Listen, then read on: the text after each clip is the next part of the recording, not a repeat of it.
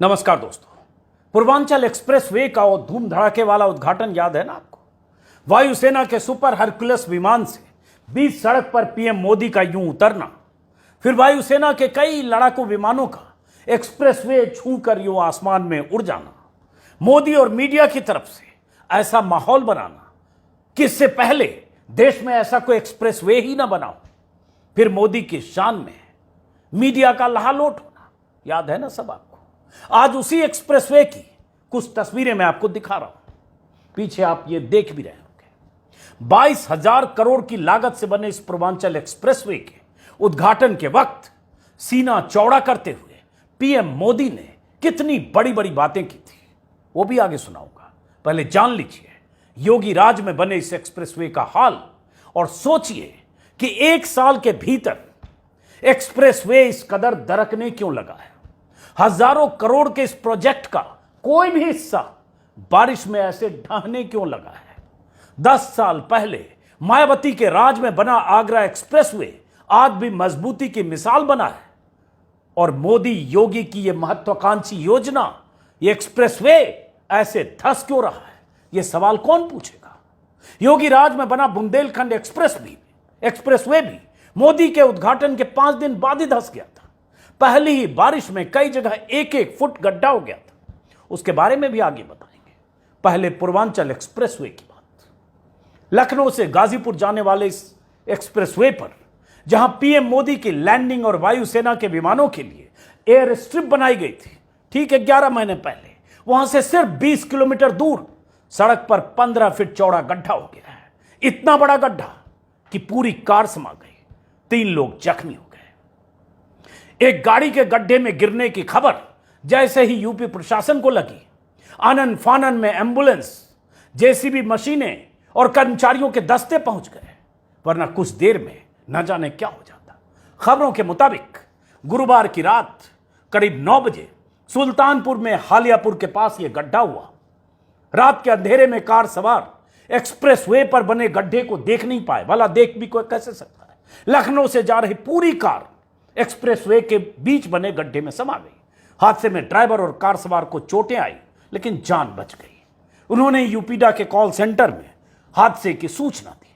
भास्कर और बाकी वेबसाइट पर जो खबरें हैं उसके मुताबिक कार सवारों को सीएचसी ले जाया गया, उनका प्राथमिक उपचार किया गया। क्रेन की मदद से कार को गड्ढे से बाहर निकाला गया, और गड्ढे के कारण कई अन्य गाड़ियां भी क्षतिग्रस्त हुई हैं। मिट्टी और पत्थर डालकर गड्ढे को रोलर से दबाकर भर दिया गया है। तस्वीर आप देखकर अंदाजा लगा सकते हैं कि कितना बड़ा गड्ढा उस एक्सप्रेसवे पर, जहां ग्लोब मास्टर से प्रधानमंत्री उतरे थे, fighter plane touch and go के साथ वो तस्वीरें दिखा रहा था, जिससे देश भर में लोगों को लगा था कि पता नहीं कैसा एक्सप्रेसवे बना है। लेकिन ठीक 11 महीने बाद की तस्वीर है।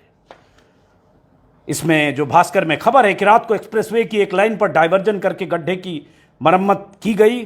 जेसीबी और रोलर से गड्ढे को पाट दिया गया। सुबह थोड़ा डाइवर्ट करके उसके बाद उस एक्सप्रेसवे से गुजरने दिया गया। तस्वीर आप देख रहे हैं, और 2-3 दिन से बारिश हो रही है, उसका असर ये बताया जा रहा है। और ये एक्सप्रेसवे आप जानते हैं कि लखनऊ से गाजीपुर जाता है। और ये तस्वीरें अगर आप कहें, सोचें, तो उस सरकार ने, जिस सरकार ने दावा किया था, और जिस सरकार के मुखिया, केंद्र सरकार के प्रधानमंत्री ने इस एक्सप्रेसवे के उद्घाटन के वक्त इस एक्सप्रेसवे को विकास की तस्वीर बताते हुए क्या क्या कहा था, एक बार गौर से सुन लीजिए, और फिर आगे बताते हैं कि बुंदेलखंड एक्सप्रेस का भी यही हाल क्यों हुआ, और अगर यह हाल हुआ तो क्या जांच होगी, क्या उन अधिकारियों और ठेकेदारों और कंपनियों के गिरवान तक कोई एजेंसी, सरकार की एजेंसी पहुंचेगी, कि आखिर क्या कमी रह गई कि पहले बुंदेलखंड एक्सप्रेस ढहता है या गड्ढे होते हैं बारिश में, और उसके बाद 1 साल के भीतर एक्सप्रेसवे में ऐसे गड्ढे होते हैं। लेकिन पहले सुन लीजिए उस वक्त क्या कहा था प्रधानमंत्री मोदी ने, सुनिए। ये एक्सप्रेसवे यूपी के विकास का एक्सप्रेसवे है। यूपी की प्रगति का एक्सप्रेसवे है। नए यूपी के निर्माण का एक्सप्रेसवे है। ये एक्सप्रेसवे यूपी की मजबूत होती अर्थव्यवस्था का एक्सप्रेसवे है। यूपी में आधुनिक होती सुविधाओं का प्रतिबिंब है। ये एक्सप्रेसवे यूपी की दृढ़ इच्छा शक्ति का पुनीत प्रगटीकरण है।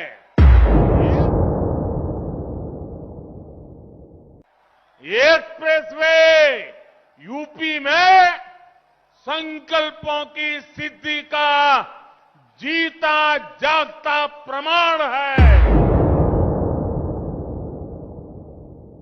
ये यूपी की शान है। ये यूपी का कमाल है।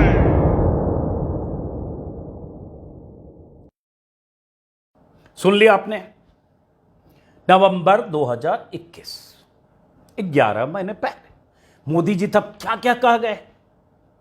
एक्सप्रेसवे विकास का एक्सप्रेसवे है, दृढ़ इच्छा शक्ति का प्रगतिकरण है, संकल्पों की सिद्धि का जीता जागता प्रमाण है, ये कमाल है, पता नहीं क्या क्या है। लेकिन क्या है? एक तस्वीर। और उस एक्सप्रेसवे को लेकर मैं भी गुजरा हूं। वहां से लखनऊ से मैं आजमगढ़ भी गया हूं, गाजीपुर भी गया हूं और आसपास के इलाकों में भी चुनाव के दौरान गया हूं।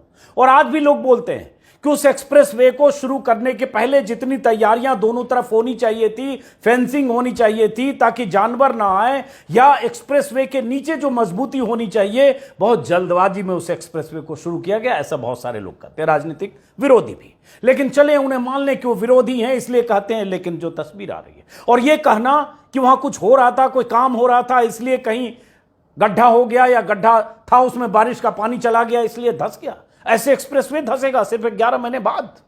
और आज लीपापोती वहां के कुछ लोगों के हवाले से मैं देख रहा हूं, नवभारत टाइम्स में एक खबर है जिसमें हेडिंग है, यूपी के ड्रीम प्रोजेक्ट पूर्वांचल एक्सप्रेस में अब दिखे गड्ढे।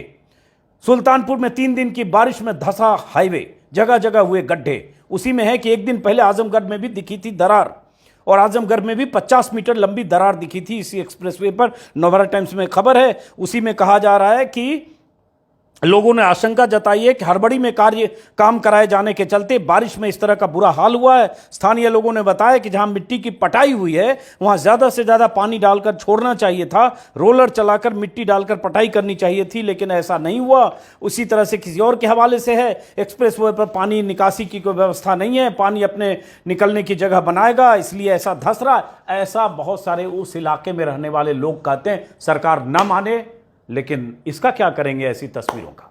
और यह खबर तभी आई जब योगी की तरफ से कल ही कहा गया कि 15 नवंबर तक की तारीख मुकर्रर की गई है कि यूपी को गड्ढा मुक्त बनाएंगे।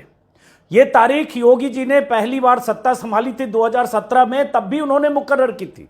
कुछ ही महीने बाद 2 या 3 महीने की मियाद तय की थी कि हम गड्ढा मुक्त बनाएंगे।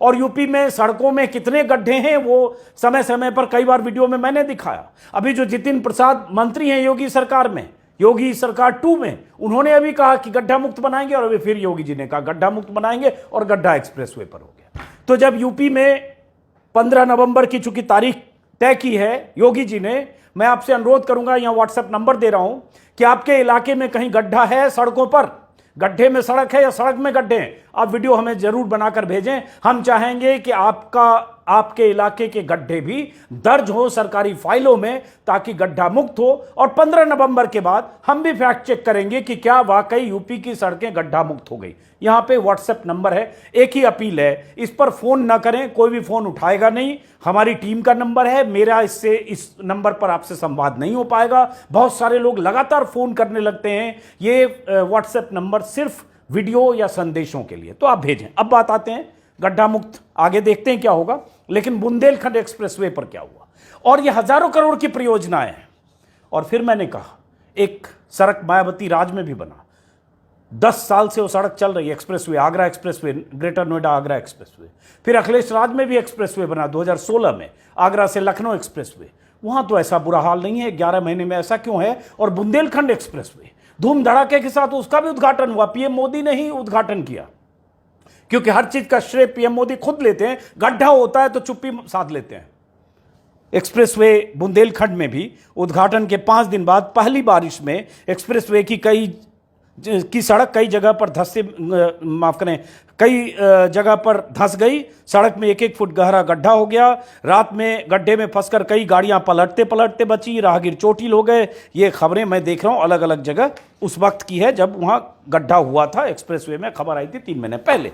अब इस पूर्वांचल एक्सप्रेसवे की, चूंकि यह बहुत महत्वाकांक्षी प्रोजेक्ट है लखनऊ को गाजीपुर से जोड़ने का और उस सीमा से लेकर राजधानी तक आने का, इस एक्सप्रेसवे को लेकर जो वहां चाक चौबंद इंतजाम होने चाहिए, जैसा मैंने कहा, दोनों तरफ फेंसिंग और बीच बीच में सुविधाएं, टोल नाका, टोल प्लाजा, पेट्रोल पंप, कोई भी सुविधा कम से कम 5 महीने पहले जब मैं ट्रेवल कर रहा था पूरे एक्सप्रेसवे पर कहीं नहीं।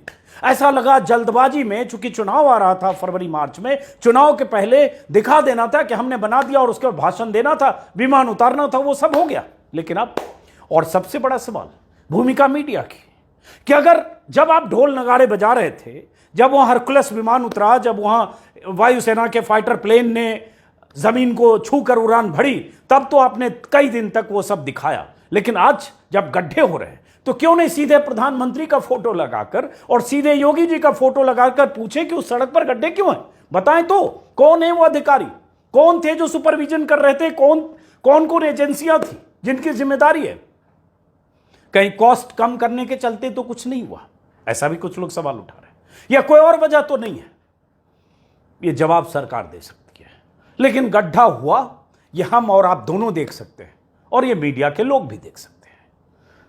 फिलहाल इस वीडियो को इस उम्मीद के साथ खत्म करेंगे, दुआ करेंगे कि एक्सप्रेसवे पर ऐसे हादसे ना हो। किस्मत थी उनकी, वो 3 लोग बच गए। लेकिन अगर उस एक्सप्रेसवे पर दिल्ली नोएडा और आगरा एक्सप्रेसवे की तरह ट्रैफिक हो जाए, जो अभी कम है, बहुत सारे लोगों ने कहा, आसपास के शहरों के लोग कई बार उस एक्सप्रेसवे से नहीं जाते हैं। आज भी मैंने 4-5 लोगों से बात की आजमगढ़ और आसपास, वो कहते हैं चूंकि वो पूरी तरह सुरक्षित नहीं है इसलिए हम बचते हैं। लेकिन अगर वहां वैसे ही ट्रैफिक हो जाए जैसे ट्रैफिक ग्रेटर नोएडा से लेकर लखनऊ तक दोनों एक्सप्रेसवे पर है, और उसी ट्रैफिक में कहीं ऐसा गड्ढा हो जाए जैसा ये गड्ढा आप देख रहे हैं, तो समझ लीजिए हादसे कैसे होंगे। दुआ करते हैं कि ऐसा ना हो, और दुआ करते हैं कि जो कमी रह गई वो कमी दुरुस्त हो, और साथ में सरकार और अधिकारी की जिम्मेदारी है कि वो कमी रह गई तो किसी की तो गर्दन दबोची जानी चाहिए। जांच हो कि क्या कमी रह गई और उसका कोई स्टेटस रिपोर्ट भी सार्वजनिक तौर पर सामने आए, पता तो चले खामी कहां रह गई, गड्ढे क्यों हो रहे हैं। बातें करने से नहीं होगा सिर्फ। फिलहाल इस वीडियो को खत्म करते हैं, फिर मुलाकात होगी। नमस्कार।